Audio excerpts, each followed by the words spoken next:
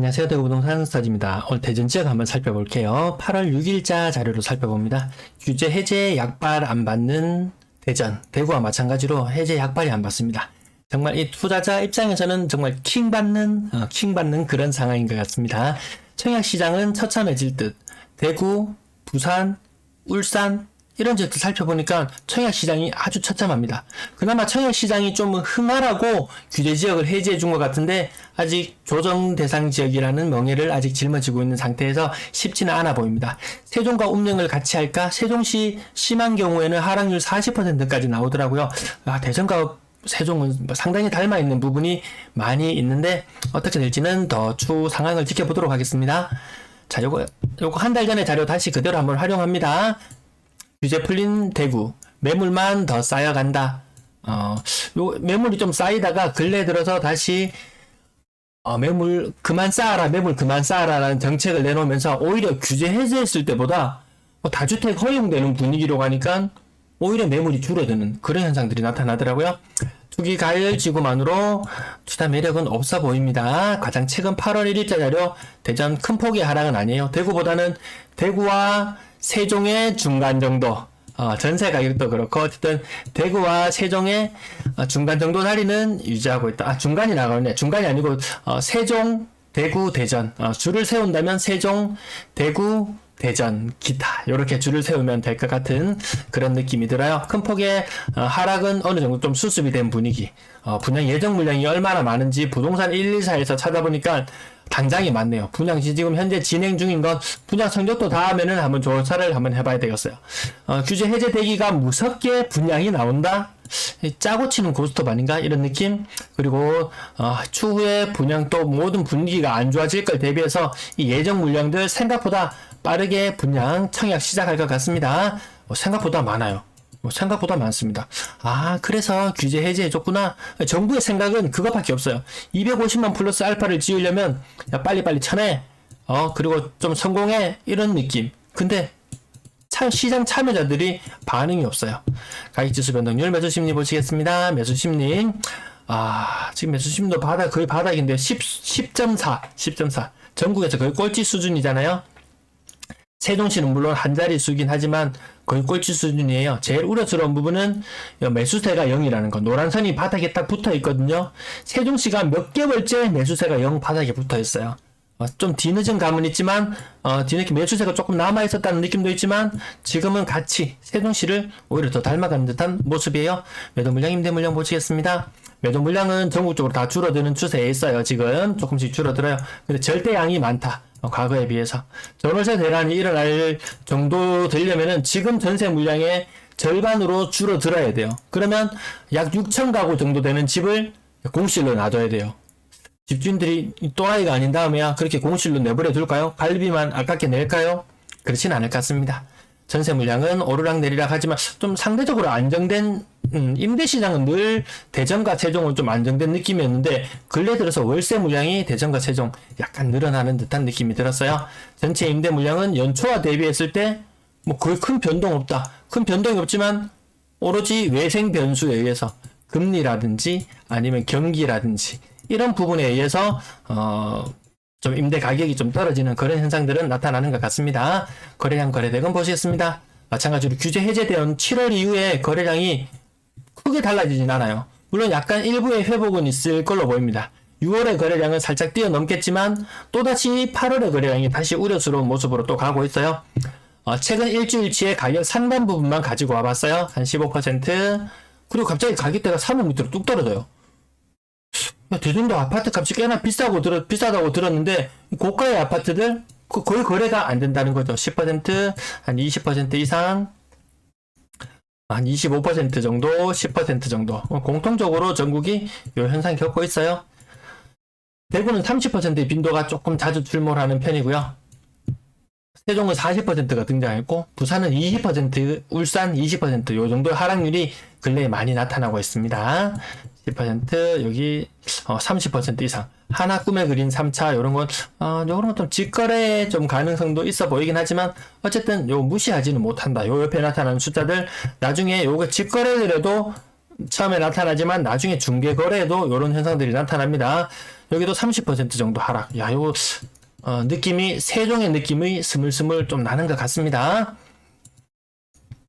가격 억 단위로 뚝뚝 떨어지는 현상들, 야, 공통적으로 30% 생각보다 대구와 대전이 확실히 좀 비슷하긴 합니다. 하락률을 이제 지켜보고 있으면은 간혹가다 신고가 나오는 거 무시해도 될 정도로 그렇게 많지는 않아요.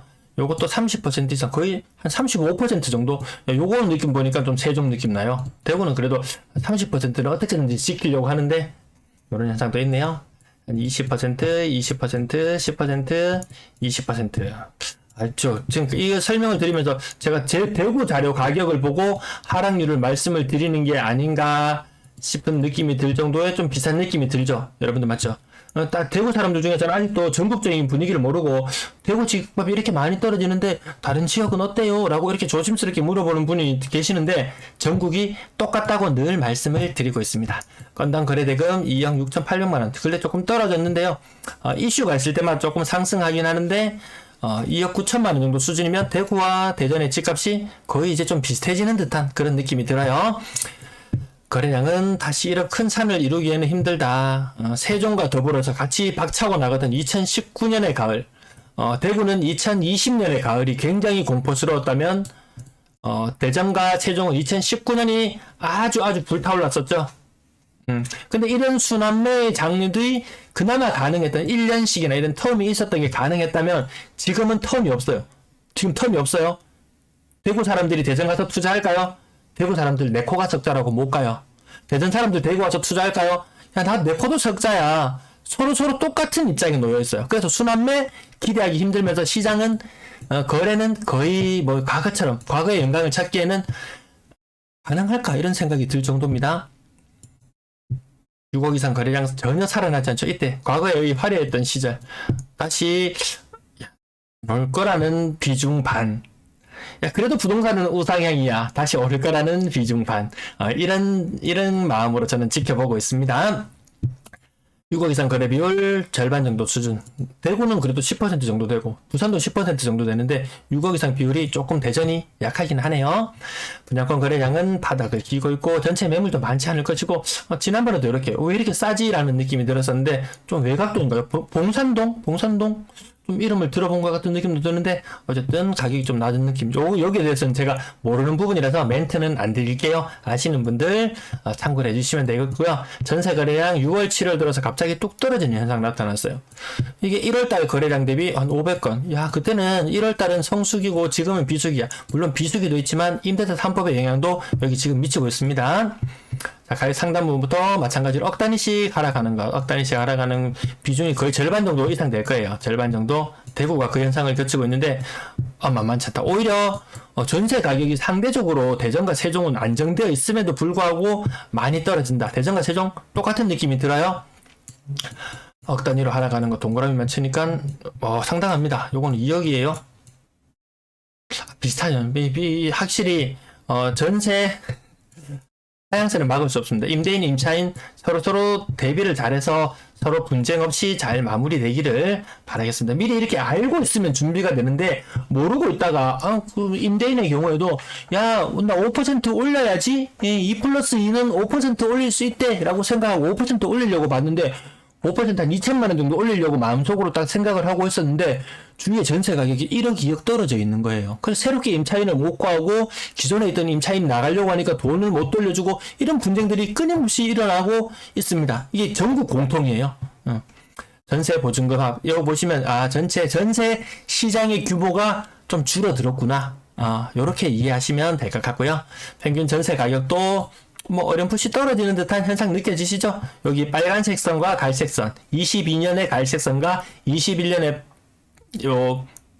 빨간색 선이 크로스되었고, 머지않아서 2020년 전세 가격하고도 역전될 것 같다. 저는 이렇게 크로스되는 부분들 좀 예민하게 받아들입니다. 전세 거래량 근래 들어서 많이 줄어드는 모습. 또 더 관심 있으신 분들은 어느 가격대의 전세 거래가 잘 되는 살펴보시면 2억에서 3억. 혹은 1억에서 2억이잖아요. 이게 좀 독특한 부분이 생각보다 전세가가 좀 낮다. 대전이 좀 물량도 많지 않은데 그렇게 이동도 많지 않은 것 같고 어쨌든 최근에 많이 좀 선호되는 전세는 다른 광역시는 2억에서 3억대가 가장 많이 이렇게 일반 서민, 중산층이 찾는 것이 저 정도 가격대가 아닐까 생각해 보고요. 이제 비싼 전세, 4억 이상의 전세를 찾는 사람들은 급격히 줄어들고 있습니다. 6%, 7% 정도 수준까지 많이 줄어들었네요. 월세 거래량 여기 6월 달을 기점으로 분위기가 많이 달라졌어요. 왜? 임대차 3법 관련해서 8월 1일자로 갱신을 하잖아요.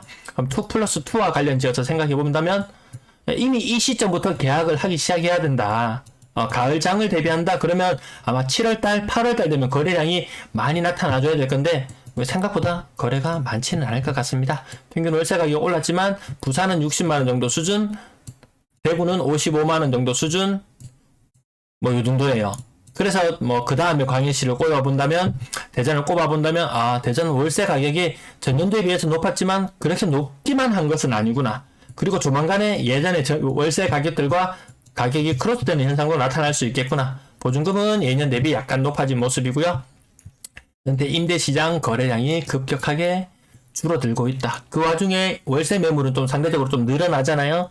그러면 아마 서로 경쟁을 하는 과정 속에서 가격은 조금 더 조정이 있을 것 같습니다. 시청 감사합니다.